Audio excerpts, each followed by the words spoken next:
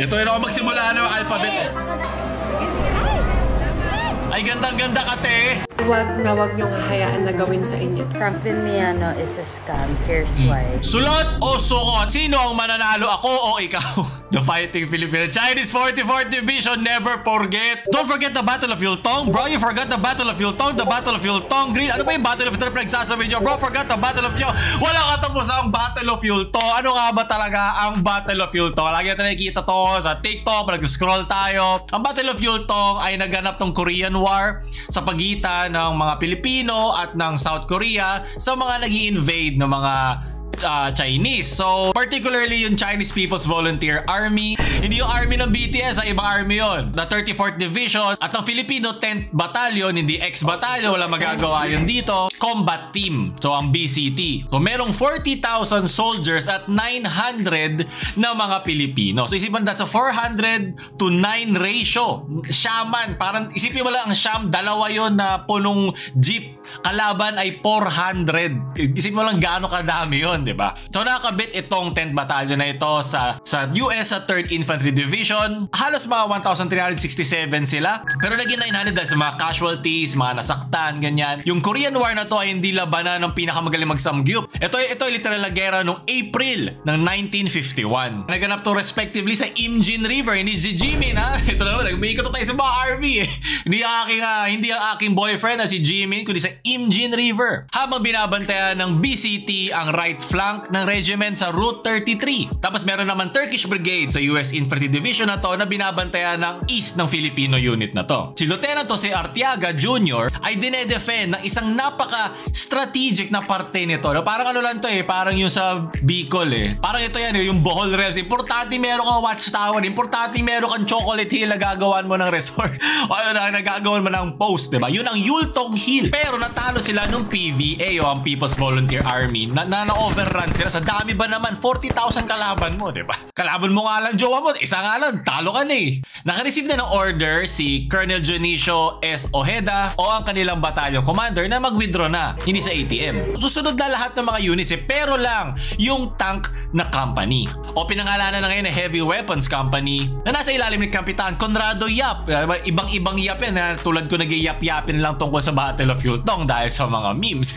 So ginusto niya na magkaroon ng counter-attack para sa hill na yun kasi importante siyang vantage point sa paparating ng mga Chinese. At gusto din niyang ma-rescue yung mga survivors na yun na natalo nung PVA. Sa kasamaang palad ay nasawi si Kapitan Yap sa kanyang kagustuhan na masave itong mga survivors pero na-hold din nila yung hill na yun. Itong tank company ito, literal, living up to their name. Tank company na hold nila na parang tangke itong outpost na to. Na-hold nila hanggang umaga to at na-cover nila yung US 3rd Division na nagre-retreat na. Siyempre, pag ikaw ay bumabalik, gusto mo may nakabantay sa likod mo. Yan ang tunay na tropa. Dahil sa posisyon na hawak-hawak nila, dahan-dahan na humina yung forces ng People's Volunteer Army. At nagkaroon ng oras ang batalyon para makapag-counterattack din. At na-cover yung nawalang area ng company. At ng alas 9 ng umaga, ng April 23, nagsabi si General James Van Fleet o ang commander ng US 8th Army para at mag-withdraw na sa Line, Kansas na marami na ba ibang units na kinakailangan ng magpahinga at ma-check ang kanilang mga resources. Dahil sa pinakamataas sa sakripisyo na binigay dito ni Kapitan Conrado Yap, siya ay binigyan ng Philippine Medal of Valor. Hindi yung mga nakuha mo sa COD at talagang meron tong substance at talagang meron tong glory na daladala and the US Distinguished Service Cross. Habang si Lieutenant si Arteaga Jr. naman ay binigyan ng Philippine Distinguished Conduct Star. Nabigyan din ng First Class Taeguk, hindi yung nangyari sa kanya, Cordon of the Order of Military Merit on the 65th anniversary of the Korean Armistice Agreement. So armistice yung parang magpapahinga na yung both sides o magbe-break mo na yung both sides sa kanilang gera. Parang truce, kumbaga. Halos 7,420 Filipino officers ang nag-serve dito sa Korea at nag-suffer ng 116 ang namatay, 299 ang nasaktan at 57 ang nawala. Noong April 22, 1966 sa 15th anniversary anniversary ng Chinese Spring Offensive, yun yung sumugod yung People's Volunteer Army. Ang isang monumento ay itinayo para sa laban sa Yunchon, South Korea. O yan, di ba? Ngayon kakaspam ngayon, kakatingin nyo ngayon sa comment section, alam nyo na ngayon kung saan ang galing tong meme na to. Na wag nyo kakalimutan na kahit kakaunti lang tayo at minsan kahit kakaunti ang ating kaalaman, minsan ang ating lakas na loob at ang ating sheer will para ipaglaban ang ating mga kababayan ay mananalo sa dami ng ating kalaban. Para tayong Sparta, di ba? Sa tingin ko, sa mga nakita ko rin sa comment section, na ang nagsimula tong meme na to, na naalala nyo ba yung Battle of Yultong? Kasi merong kaliwat kanan na marami kasi nagpo-post sa mga China versus PH Wars, di ba? Sa ating mga geographical differences, cultural differences, yung pressure na binibigay sa atin ng bansang China at ang ating response bilang isang gobyerno at bilang isang nasyon, di ba? Yung talagang yung tension sobrang tindi na kino-comment nila palagi sa comment section, di ba? Yun nga yung parang meta humor ngayon na nakakalimutan ba Battle of Yultong, ang Battle of Yultong, ang Battle of Yultong, paulit-ulit, at siguro doon na siya naging thing at doon na rin siya naging meme. Di ba ganoon naman ang mga meme, kung saan mo napupulot siya, parang tae lang ng aso eh. So siguro yun ang aking naisip na pinanggalingan at yung pinagsimula nung ganun klase yung pagko-comment spam sa Battle of Yultong. Kukutungan ko na din yung Battle of kukutungan ko na yung mga yan. Pero diba, ako ang importante na sa at least meron tayong parang Pinoy pride. At least yung Pinoy pride natin, kahit alam ko lagi natin kinikengkoy, andun naman talaga. Natutuwa ako na meron tayo, pero sana hindi lang siya sa comment section natin nakikita. Sana nakikita din siya sa asal at sa gawa, diba? Sa ating mga pinapakita sa ating mga fishermen na araw-araw naglalayag sa ating sa West Philippine Sea hindi sa South China Sea. Sana nire-respeto at sinusuportahan natin sila. Sana involved tayo sa mga geopolitics na kasama niyan para meron naman sila yung ating 24/7 na nasa social media tayo at nakikita yung mga memes na mga ganito. Diba? Ang gusto ko meron tayo nakukuha pa rin sa mga kalokohan natin sa internet. Sulot, dahil nasulot din natin ang tagumpay sa ating katapangan. Yan ang gusto ko yun, pinapaalala natin na para tayong mga pinapaalala natin na hindi nakukuha sa dami pero sa kalidad ng kada sundalo. Sa pagmamahal niya, hindi lang sa bansa pero sa mga karatig bansa nating mga kapatid. Loyal, naka-wedding ring si Guy. Yung girl wala, so ano siya kabet. Nako, yan ang battle din yan. Pag uwi mo, yari ka boy. Baka ano lang, baka nagtanggal lang kasi naligo sila kanina, di ba? Inamoy lang naman. Check, kita mo, nagkilay ka si ate. Handa na yan. Pabuto papakita sa asawa niya. Abi si ate, huwag mo isusuko ang bataan. Alam mo naman nangyari na sinuko natin. Sukot. Bohol Realms. Yes. It only connects into the Battle of Yultong realms. Sunod, sulot. Ano to? Naliki KCC. Oy, gulat ako ha. Picture. Pucha, ito yung mga nakita ng mga Chinese, no? Mga nagtatago mga Pilipino sa putek. Kaya meron sila mga itim-itim eh. 2010. Labas mga emo. Imong Mama Cavite! Don't make me change my mind. Battle of Imong Mama! A! Letter A! A!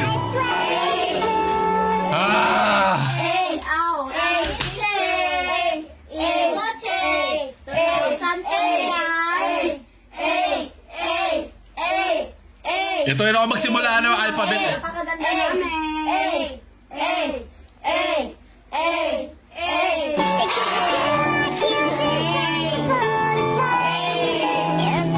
Symbol! Ayoko na, okay, sukat. Dapat kailangan ko din ng Medal of Valor para sa mga ginagawa natin para sa inyo eh. It's just a normal stainless jeepney. Yan. Even Capitex. Yeah, overtake mo lahat! Ito na yung papunta yung mga reinforcements sa Battle of Yultong! Yes! Capitex leche. Yeah, sige, racing! I shall return! Nasaan yung mga police? Magkano tayo ako dyan, ha? Leche. Sukot! Oh. Ano yan? Siya na naman. Wala namang assurance sa buong mundo eh. Hindi rin alam ni Lieutenant Jose Arteaga Jr. yun eh, kung ma-assure nga na magbabalik. Na rin, nasa trabaho ka. Okay. Kunyari lang. CEO. Pangit mo today tanggal ka na. May magagawa ka? Wala magagawa. Siya may-ari nun eh. Ha? Meron, pinagsasabi mo. Pwede kang kasuhan nun. Alam ko, bawal yun eh. Bawal ka lang magtanggal kasi trip mo lang. Ano ba tong klaseng kumpanya? Laro-laro lang? Kumpanya-kumpanyahan lang? CEO-CEOhan lang? Alala lang natin, may assurance siya in terms sa abang buhay akong ganito, ganyan. Binibigyan ka kasi ng mga benefits ng retiring benefit, ng 13-month pay. Parang nalilimitahan ka nun. Wala namang assurance sa buong mundo. Ano? Ano pinagsasabi niya? Ano ba to? Ano ba to? Taken out of context lang ba to? Pero pinost niya eh. Nalilimitahan. Bonus nga yun eh. Retirement, hindi retiring benefits, okay? Sukot, Franklin Miano, scam. Hindi pa rin ba to tapos umay na ako? Franklin Miano is a scam. Here's why. Here's why. So, I came across his videos and pinapanood ko sila rin sobrang hulaan ng mga friends sabi na kasi parang tanga na lang maniniwala sa kanya. He claims to have different businesses here in the yung mga Philippines. barberya. So, wala namang proof kung ano yung mga business na yun. Tsaka yung mga parang resell ba yun? Mga t-shirts, but my printing. sister encountered this scam. So basically, as you guys know, may mga nag-edit ng video niyan. Meron kasi Mga group TikTok. sa Facebook. Nag-apply so, yung post-read na lang. So, pag nag-edit ka sa kanya, this is basically his rate. Before ka sumahod sa kanya, you basically need 50 reels para sumahod ng 5,000 pesos. Oh my God, 5,000 as in equivalent nun is like 100 pesos per video. And sa mga video editors, alam nyo kung gaano kagarapal at kung gaano bilang isang video editor. Nalala ko yan. Sa 50 reels na yun, hindi pa kasama yung mga revisions na pinapagawa nila sa mga videos. And sabi ng sister ko, parang ayaw ko talaga nila magpasahod kasi before ka magpasa, or I mean, pagpasa ka ng video sa kanila, talagang binubugbog kasi nila sa revision para hindi ka makaabot like sa Madami pa bang revision reels yun? na dapat mong gawin. Napakasimple na ngalan ng mga style nila. Pwede mo kay CapCut yung captions dun eh. Bago ka sumahod, kailangan mo munang tapusin yun. Kailangan. So sinabi niya dito na for every 50 reels, bibigyan ka ng 5,000 pesos. At pag hindi mo natapos yung 50 reels na yon, hindi mo makukuha yung pera mo.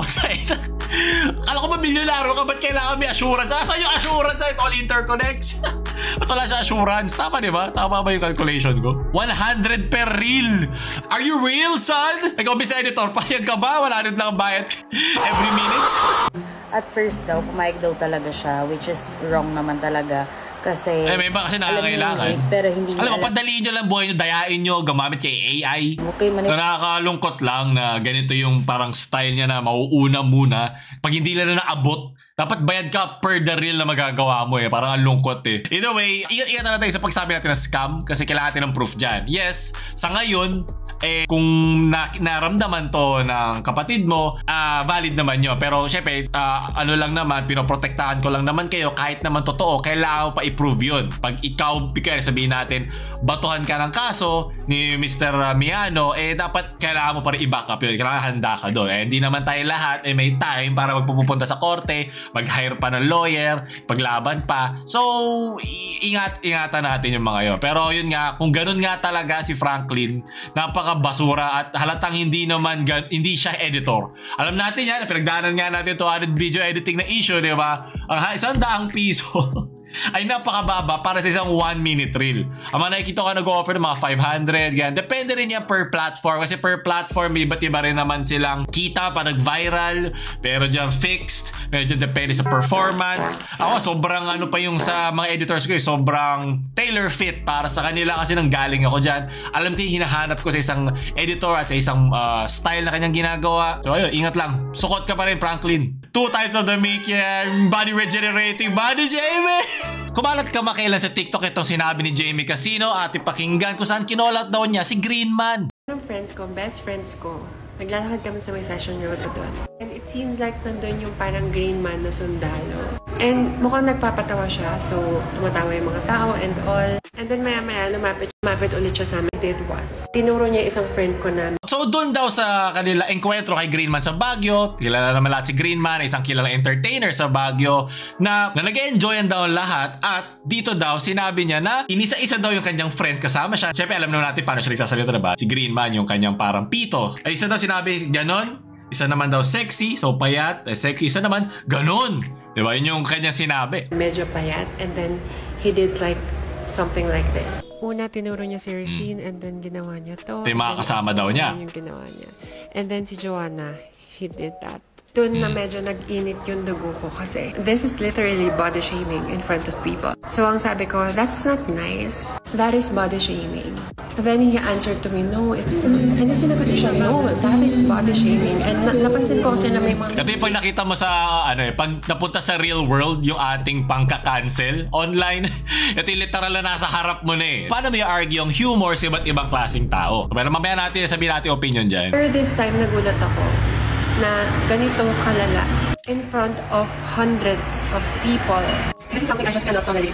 I'm just so glad na talagang I did that confrontation with him. Na nakompose ko yung sarili ko. Kasi ayaw ko nagagawin sa mga kaibigan ko, lalo na. Kasi hindi niya alam yung pinagdaanan nila kung bakit ganun yung katawan nila. And they are more than the body they have now. And I just don't like that people are patronized. Ulitin ko, ang body shaming ay kailanman hindi tama. Sa lahat ng mga medyo payat na tao or chubby na tao or overweight, wag niyong hahayaan na gawin sa inyo to. Wag kayong tatawa kapag ginawa to sa inyo. Because once you laugh with them, they will think that it's okay, that you tolerate it. Hindi naman. Ito, medyo OA na. Ang humor ay subjective, una-una. May iba't iba tayong paraan ng pagko-cope. Hindi mo ako pwede sabihan kung dapat ba ako matawa pag sinasabi ako na payat o mataba. Totoo nga naman, may iba't iba tayong threshold sa ating mararamdaman kung ano sasabihin sa atin. Meron siguro mga matataba na ayaw sinasabihan sila mataba. May mga mapapayat na ayaw sinasabihan payat. At meron din mga matataba na gusto masabihan ng taba mo, ayusin mo naman. Hindi ka papalakpakan ng organs mo, okay? Hindi ganun, di ba? Tama na yung mensahe mo Miss Jamie, na mali na i-assume lang ni Mr. Greenman na yung kanyang humor dun sa isang babae na kasama mo na sabi mo mas nasa heavier side ay binigla niyang ganun joke, di ba? Okay na yun Pero para sabihin natin na it's never okay yung mga ganito, mga all-encompassing, yung mga pangkalahatan na dapat hindi ganito, bakit ikaw ang dapat namin pakinggan? Bakit yon ang kailangan nating sundang humor? Ako personally, mas gusto ko sinasabihan ako ng ganon. Kasi mas tumatalab sa akin na ayusin ko naman. Ang payat mo naman pa, para kang steak. Hindi ako nasasaktan doon. Mas naiinis ako pag pinapatronize ako na okay lang yan. Kaya na alam ko naman sa sarili ko na I can do better. Diba? Alam ko na maiba-iba ang tao, pero sumabra lang tayo na onti doon. Medyo OA na yun. Hindi naman ako comedy expert. Pero kasi parang nagiging diktadore na ganito dapat ang isipin ng lahat ng tao sa mundo na parang pumapatay tayo na isang kalaban at tiglalagay lang tayo ng bagong kalaban. Di ba? Okay na Yun yun. At sumagot naman dito si Mr. Greenman na ating red flag. Before pa tong kanyang official na parang public apology, meron pa siya mga in-upload sa kanyang Facebook page. Dinefend niya na hindi naman niya kagustuhan ipahiya yung tao. Ganun lang talaga siya mag-entertain. Okay? Hindi ko dinedefend yung kanyang sinabing ganon kasi nga ganon talaga ang humor. Parang kasama siya sa trabaho. Diba? Hindi mo ma-expect na lahat ng tao magugustuhan kung anong sasabihin mo. Okay lang yun. Pero siguro dito, kaya siguro napuno na si Tito Noel nyo o si Greenman, kasi syempre sa TikTok, diba, sa iba't ibang mga social media, pag hindi ka sanay kung paano magsalita ang mga tao dyan, kung paano kanila i-dog show, ma-overwhelm ka talaga Para siyang reputation assassination. Nauso yan, diba, pa yung mga cancel culture na mga nagtitingin years ago, mga sinabi mo na, ito sinabi niya sa Twitter kasi siya, homosexual, blah, blah, blah, blah. Hindi mo pwede ma-expect lahat tayo na isa lang sa internet, perfecto na tayo. Pwede tayo mag-grow, diba? Kaya diba, ako rin nag-public apology din ako natin, alala nyo naman, we can always learn. Pwede naman tayo lagi matuto sa lahat ng mga tao na kasama at dito rin sa internet. Yung issue na to na sobra pong nakakadurog po sa puso ko. So ito, pinakita dito na sobrang nalungkot siya kung paano siya dinog-show at paano nakalimutan yung kanyang mga ginawang entertainment sa mga tao sa isang simpleng misunderstanding. Kung di man misunderstanding, isang bad joke, kumbaga. Pero para sa isang bad joke, gano'n na ba dapat ang ating kahinatnan? Diba? Ganyan talaga ang comedy. Mahirap talaga magkaroon ng fine line dyan. Ganito talaga yung parang comedic climate ngayon sa mundo na madali ma-misinterpret ang isang joke or ang isang kind of comedy kasi syempre, pag pinupost natin sila sa social media, lahat ng klase ng tao makikita siya. So, hindi siya tulad ng isang comedy bar na ipupunta sa comedy bar, 99.9% of the time, pareho kayo ng humor ng pinagkukwentuhan mo, ng pinagjujokan mo. Kasi bumili siya ng ticket Usually, makasama nila yung nagiging problema dyan pag nakainom siguro o hindi. Pero sa climate ngayon, ang pagiging sensitive ay hindi naman masama. Pero hindi naman dapat din yun ang kahinatnan ng isang komedyante para lang sa ganong klaseng klaseng joke. Kasi, yun nga, mahirap i-assume kung ano yung sinasadya na isang tao. Di mo alam kung talagang nilalait ka lang niya o nangaasar lang. Diba? Iba-iba kasi talaga tayong... kaya nga ang comedy ay subjective. Iba, nagko-cope via comedy. Misa, pag namatayan sila, binibiro na agad nila na ano na ako, ganito na ako, wala na akong ganyan. Nalaglag siguro kasi tatanga-tanga siya eh. May kanya-kanya tayong coping mechanism. Dapat i-respect din natin kung paano tayo nagko-cope sa iba't ibang phases ng ating buhay. So ngayon, going back dito sa nangyari sa kanila, napansin ko parang siya yung typical boomer na sumasagot talaga sa comment sections niya na parang parte ng kanyang pagkatao. Talaga kailangan niya i-defend. Di naman di masama yun na kung talaga attached ka sa work mo, wala namang masama doon. Pero kasi mangyayari, pag ganun ka nga, ay magganito, mapagtitripan ka tulad nito. Huwag mong bibiruin isang komedyante, hayaan mo ikaw ang biruin nila. Pag ikaw ang napagtripan, pikon ka, dapat kung ano yung kaya mo ibigay, kaya mo din i-receive. If you can't handle the heat, get out of the kitchen. Yun yung parang off dito. Medyo hindi green flag dito sa ating si Green Man, pero si Jamie ay medyo OA naman sa kanyang sinabi. So pareho 50-50 lang sa kanila. Pero sana sa dulo ng araw ay nagkabati at nagkaintindihan sila. Jamie, tandaan mo, nagkakamali naman ang lahat. Iba-iba din naman tayo ng humor. At Mr. Green Man, parang awa mo na. Huwag ka masyado makatouch sa mga sinasabi sa internet. At sana ay lagi kayo mag-iingat at masaya kayo palagi. So ito pala yung nangyari sa kanya. Well, sukot!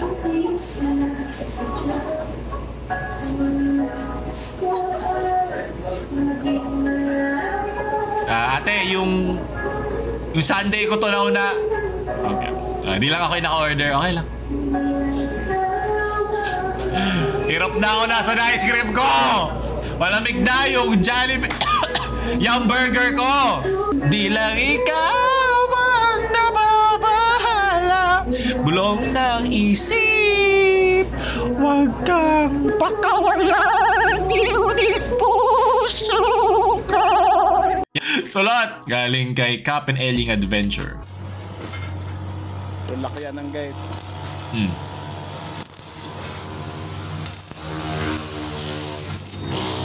Tay. Ayos na! Check. Pucha, ito pala yung heavy tank commander natin. Maraming salamat mga engineer. Wala sa gera. Tagay! Bigyan nyo na nga ng pulutan to. Wala nyo kasi binibigyan ng pulutan. Yan tolo, bilis na. Kakaamats. Tuturo mo ka rin eh. Pucha, yung accent niya. Ganire. Ako na pag di ako na... Pwede naman akong gatas eh. Nagaganire na rin. Batanggeni yan, di ba? Sige nga, buksan. Buksan mo nga. Nasagain ko hindi kami hari. Buksan mo nga. Bukas na. Tangin nga. So, tatawa ni Tito. Ulit. Tagayin nyo na nga yung mga titong yan. Nasagain ko hindi. Nasa makita. Tibay yan. Kahit yung Chinese army, di makakapasok dyan. Kasi Batangas accent eh. Sulat! Ano to? Ano kay Essel Cruz. Respect kong supportive lang pero napagkamali. Naku, yari ka kay Green Man.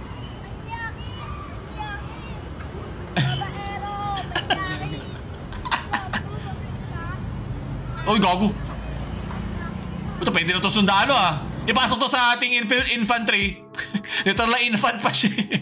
Sulot, leche. Nagkataon pa. Ito ka kay John. Pasman. Talaga ba? Ewan ko ba? Ay, no. Wala ko ito nakikita na. Kailangan bakit mo daw sinusunog yung alcohol. Dyan. Oh, ito pala yung pangatake ng tangke. Putangin na mo! Uy! Ate! Hindi pa nakakainom yan. Bago ka ang baboy mo, be. Dugyot. Ay, ang baboy mo, be. Dapat nangulangot ka muna. Yari ka, boy, mamaya pag nakalasing ka. Mamaya, yari ka sa amin.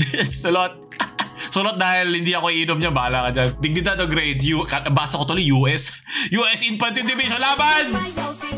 Oo, kailangan papahiya na kami. Sige lang, kaya ba yan, Crystal PH? Boy, sig. Baka. Yun yung gusto na extra grade, yun nasa gitna eh. Ito rin yung 10th batalyon bago dumating yung mga Chinese. Naalala pa kami! Para kalimutan mo ang Battle of Yultong! Sukot! O syempre, alam mo gagawin mo hindi lang sa classroom. Pati pag Kisos Party pa nagtatrabaho ka na, ang sukot ay habang buhay mong daladala. Yan, gumagawa ng mga malalakas sa sundalo tulad namin. Daladala namin yan. Ito galing kay Cosmic. Tangina, benders oh!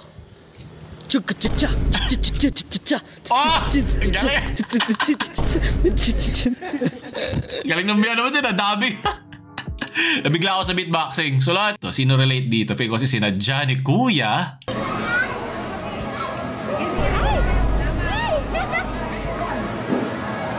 Ay, gandang-ganda ka, te. Ano sinadya? Ha? Ganda mo, ha? Pak na pak, ah. Pwede nakabilad sa araw ka, te, ah. Alam mo, hindi kasi lahat ng tao may pakialam doon sa mga nagtitiktok sa labas. Kung kanina body shaming, ano, lalaki shaming. Hayop ka. Search mo yung silver toe si Parokya ni Edgar. Hindi ako in love sa'yo. Miss, pakitigil lang, please. Ang iyong pagpapantasya, hindi ka na nakakabila. Lagyan mo ng background mo si para maganda yung silver toe si Parokya ni Edgar. Sabi ko, Happy Women's Day, pero di mo deserve. Baka deserve na babae lang ang Women's Day. Kasi isipin mo lang, di ba? Si Kuya, napahiya mo pa. Isipin mo, hindi mo mala siya binler. Di ba? Parang ito yung mga nag-record sa gym ng mga babae na feeling nila, tinitignan sila ng lalaki. Okay naman na safety nila, na recorder nila. Pero kung feeling mo, lahat nakatingin sa'yo, o feeling mo, talagang nanadya siya, di ba? Parang kawawa naman si Kuya, di ba? Respect begets respect. Ay, nako. Ito yung mga dapat pinaglalaban sa Yultong, Untog kita dyan, Sukat! Tawag ka HH Tagalog. Ipaubayan natin lahat sa mga profesional. Kung meron tayo ganitong kapangyarihan, baka hindi na nakapasok. Baka isang araw lang ang Battle of Yultong. Isang segundo lang ang Battle of Yultong. So lahat, Yonchon reporting. Ando na tatapos sa yung sulat-usot ngayon. Ano nanalo ngayon? China o ang South Korea at Pilipinas? Comment below. Click nyo na yung video na gusto nyo. Sulat-usot, playlist, Paulul, Hamdi na maalam.